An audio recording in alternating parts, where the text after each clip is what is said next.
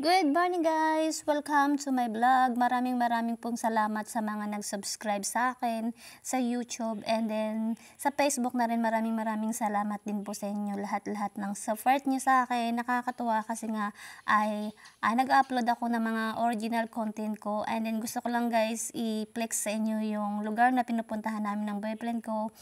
Tuwing Sabado talaga at Linggo ay day off namin. Yun ang aming oras sa isa't isa kasi gusto niya na lagi ako may oras sa kanya kasi nagtatampo yan sa akin kapag hindi ako nagdi-day-off. Gusto niya kasi kahit na, kumbaga sabi niya ay reward namin sa sarili namin yung kasi pagod kami sa work namin and then kailangan din namin mag-relax.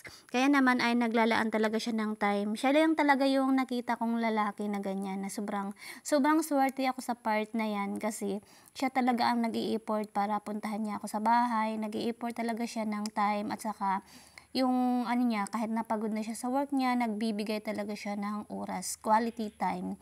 Kaya naman ang ganda ng banding naming mag-jowa, mag-boyfriend kasi nga ay siya talaga lahat ang gumagawa.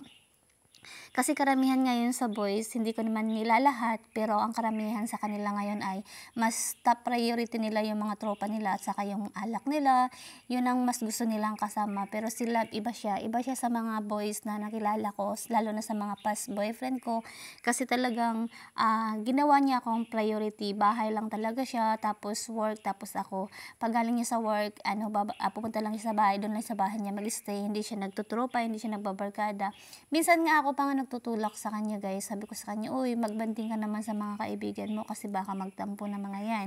Tapos sinasabi niya sa akin, mas gusto kitang kasama kaysa kanila. Sabi niya lagi sa akin. At saka very romantic ng boyfriend ko, sobrang lambing niya, tapos napaka-clingy. Iyan guys, kasi kahit sa public ay talagang sobrang lambing siya. Syempre nahihiya din naman ako kasi yung mga Taiwanese ay hindi sila sanay sa ganun na yung mga nang lambingan, yung ikikiss ka sa front nila.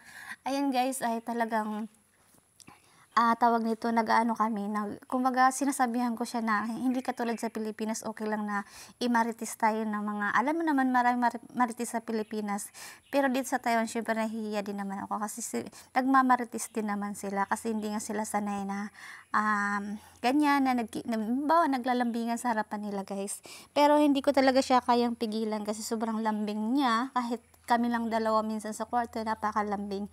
Tapos guys, ayan, ito lang pala, minsan pumupunta kami sa mga park, kung saan mas malapit sa location namin. Diyan pala guys ay nagpupunta kami sa beach. Minsan, pag trip naming dalawa ay talagang pupunta kami sa beach, maliligo kami. Kami lang dalawa, wala kaming kasama kasi sabi niya ay mas gusto pa niya na dalawa lang kami kaysa marami nga. Kasi kung marami naman ang kasama ay mga marites lang din naman, kaya ayaw niya ng ganun. Yung baga, gusto niya talaga ako na masulo. Ayan, ganun. Charot lang guys. Ayan, sobrang labing. Tapos, nagpunta pala kami dyan sa ilog guys. Kasi nga ay, mas masarap sa ilog maligo kaysa dagat. Kasi sa dagat kasi guys ay, alam mo yung dagat mainit. At least sa ilog, meron siyang mga puno. Pwede kang magpasilong dyan guys. Ang sarap guys kasi kapag may time kayo sa isa't isa, makikilala nyo talaga yung ugali ng bawat isa. Getting to know each other is very important guys sa isang relasyon.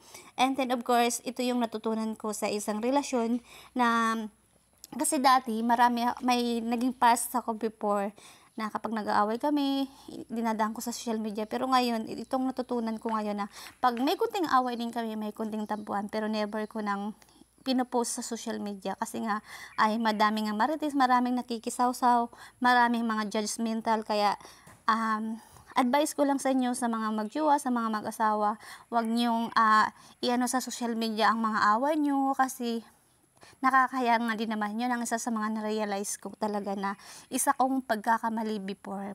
Pero ngayon, okay na. Tapos ang ganda ng banding namin. Sobra isang taon na kami, nag-celebrate na rin kami ng anniversary namin. And then sana hopefully ay tuloy-tuloy na to, and then kami na talaga forever kasi mas gusto ko na kasama ko siya lagi. Sanay na ako na magkasama kaming dalawa. Tapos guys, minsan naman pag naboboard kami sa hotel, kasi sa hotel kami natutulog, pag naboboard naman kami, maglalaro kami niyan. Tapos, ang kagandahan kasi, compatible kami sa bawat isa. Kung ano yung likes niya, yun din ang gusto ko. Ibawa, for example, basketball, magbabasketball kami ng dalawa, magbibilyard. Yun ang, kumbaga magkasundo talaga kami. Yan lang guys ang pinaka-importante sa isang relasyon. Yung gusto ko lang i-share sa inyo para at least meron din kayong matutunan sa aking vlog. Ayan, sa mga magjowa, sa mga couples dyan na kailangan talaga mas maganda pa yung keep in private kasi nga yung kumbaga mo sa social media talagang masisira yung relasyon nyo, kunting away lang, wag nyo nang i-post sa social media. Yun lang guys ang masasabi ko. Maraming salamat. Good morning.